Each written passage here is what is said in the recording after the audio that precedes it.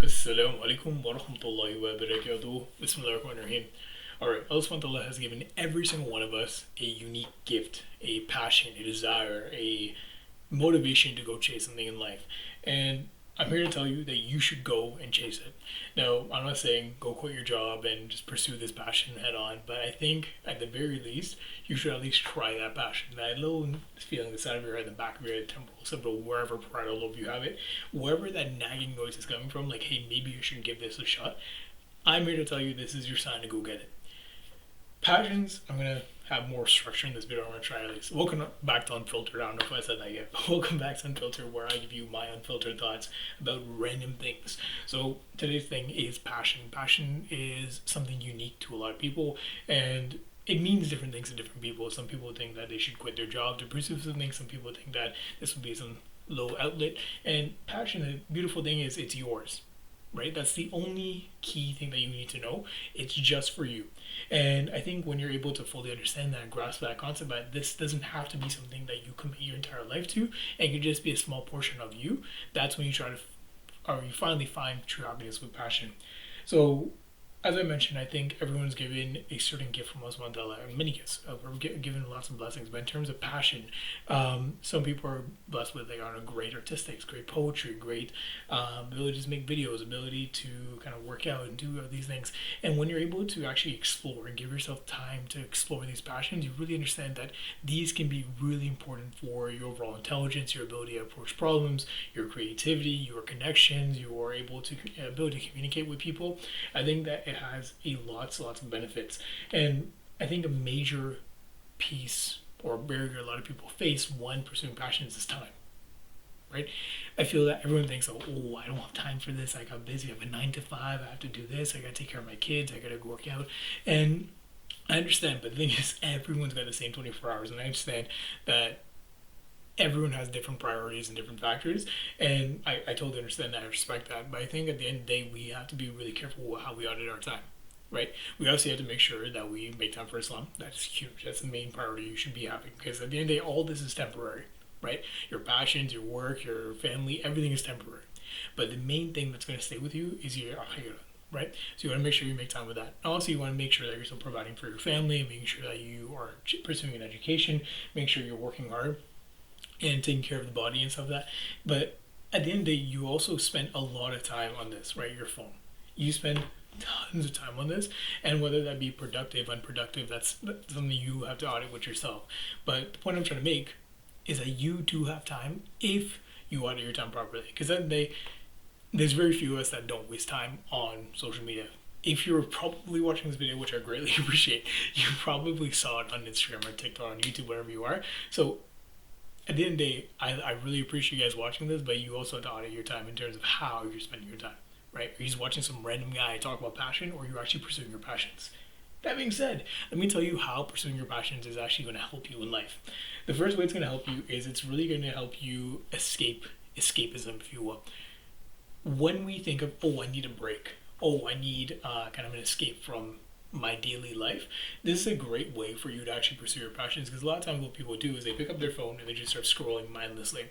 And obviously there's a lot of science going into kind of brain rot and not brain rot, more so kind of the negative effects of scrolling and how endless consumption of media is really negative for you. And maybe we'll touch on that in another Unfiltered episode, or maybe a full video on its own. But if you can take that step of discipline, be like, hey, instead of scrolling for an hour, or maybe even scrolling for 30 minutes, I'm going to go out and I'm going to try pursuing my passion of running. I don't know who actually enjoys running as a side note. I hate running, bro. It's so bad. I ran one time. I ran like 2 kilometers, and I wanted to. I could. My right shoulder was there. I thought I was having a heart attack.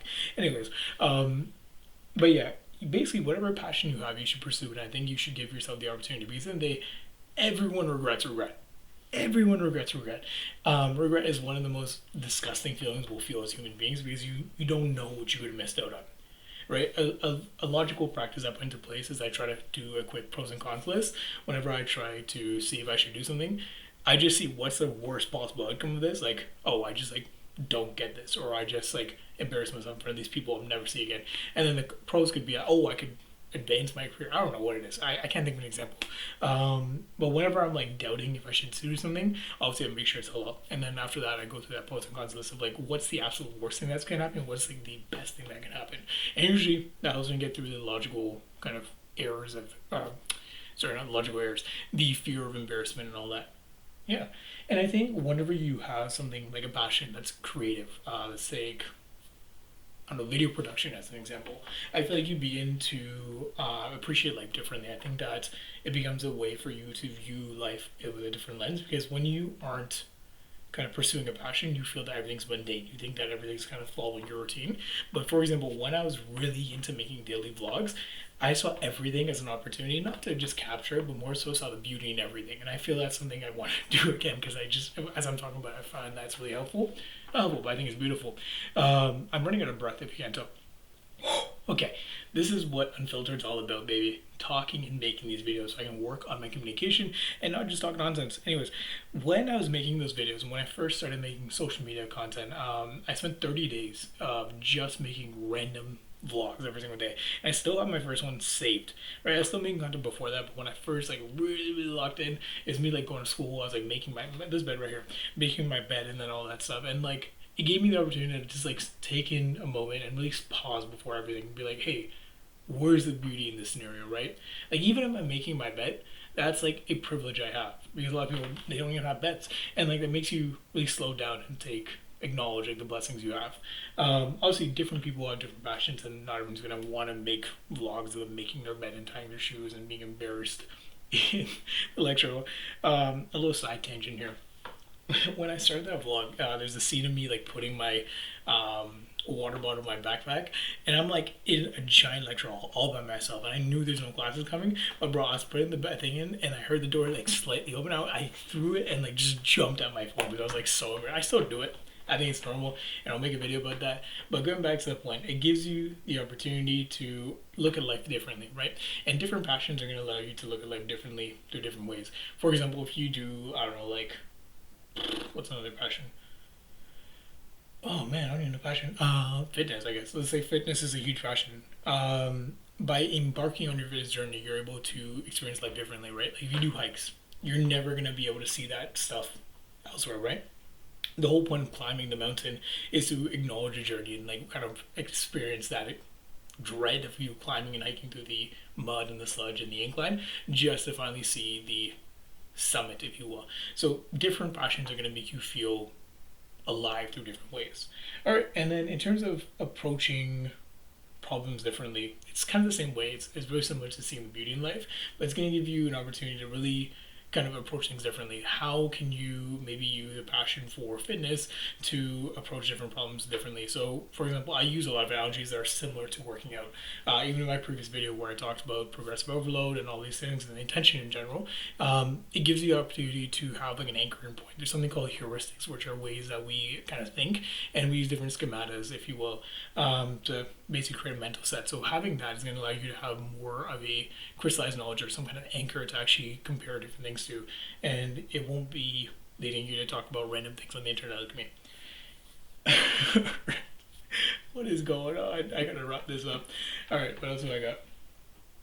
And I think at the end of the day, it doesn't have to be huge, right? Your passion doesn't have to be massive. It doesn't have to engulf your life. It doesn't have to be everything that people know you about. Like, they don't have to look at you and be like, yeah, that's the guy who makes videos online about like passion and locking in, like intention and all that stuff. It doesn't have to be that, right? No one has to know about your passion, as long as like you're not hurting anyone, you're not like causing harm, it's halal or that. No one has to know, right? It could be between you and God, you and yourself, right? God's gonna know regardless, because someone knows everything, sees everything, hears everything, and knows everything. But and that, like, no one has to know. You don't have to document it to put online, right? I feel like that's a major barrier. Like, oh, I have to start a business, I have to do this, and they set all these like magical barriers up that like society puts on you, that like, hey, you got to do all this if you're doing this passion. No, bro. Just make art for fun. I have like this random art studio in my garage right now. It's a studio, but it's not even a studio, because I saw all this like weird like plaster art online. I'm like, I could do that, right? It's like some guy like surfing and they use like drywall sealant or whatever.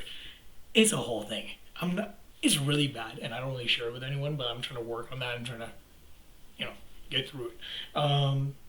But yeah, at the end of the day, no one has to know, right? No one has to know. It is something that you enjoy and something that you find an outlet for your creativity, allows you to approach problems differently, looks at the beauty of life differently, go for it. I don't think there should be a limiting factor to that.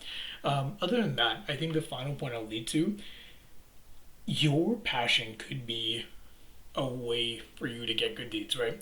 Because I'll go back to my fitness example, right? Our bodies are an amana from us one to us. I talked about in my last video, and I appreciate if you watch that as well. But it's something that I really enjoy talking about because it's a really unique way of thinking about pursuing passions and pursuing fitness. So when you take care of that, it can be a form of worship. And if you take your passion, whatever it may be, to the next step, right? Let's just decide that like you worked out for 2 years, that's your passion, you like doing that, and you said you want to be a personal trainer and you want to help people get in shape, and your intention is to help them get in shape for the sake of being better believers or better taking care of their amana, you're going to get rewarded for that. So use the gift that Allah SWT has given you, right? Just like we talked about at the beginning of the video, use the gift that Allah SWT has given you in order to help people, right? Help people in some way, because service to people is service to yourself. That was hard. Oh my god. Okay, I gotta lock in here. Be nonchalant. Service to other people is service to yourself. Oh man, I wish this wasn't unfiltered, bro. Okay, now I gotta.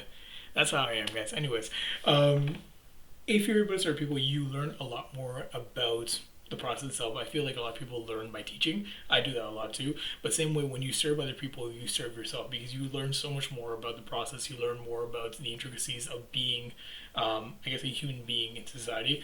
I don't even know what that means. I'm kind of like, I was going to go towards personal training, but like, oh, the intricacies is working out.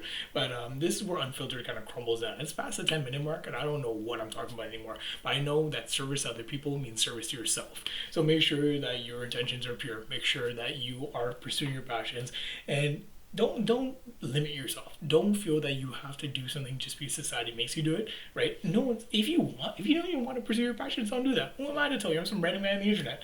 But regardless, may Allah bless you guys all. May He grant you success in this life and the next.